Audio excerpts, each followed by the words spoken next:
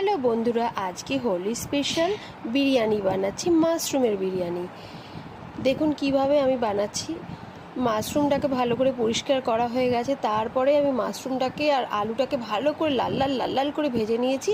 আর মশলাটা আগেই বানিয়ে রেখেছি, আদা রসুন টমেটো বাটা দিয়েছি, বাস ধনের গুঁড়ো এইসব নানান কিছু দিয়েছি, আর কাশ্মীরি লঙ্কা লাল হওয়ার জন্য। ঠিক আছে, এবারে মশলাটা দেওয়ার আগে আমি তেলের মধ্যে একটু জিরে, গরম মশলা, তেজপাতা দিয়ে ফোড়ন দিলাম।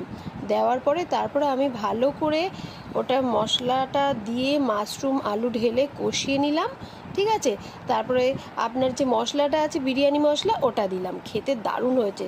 এবারে ভাতের মধ্যে ওই মশলাটা সব কিছু দিয়ে রেডি হয়ে গেল তরকারি।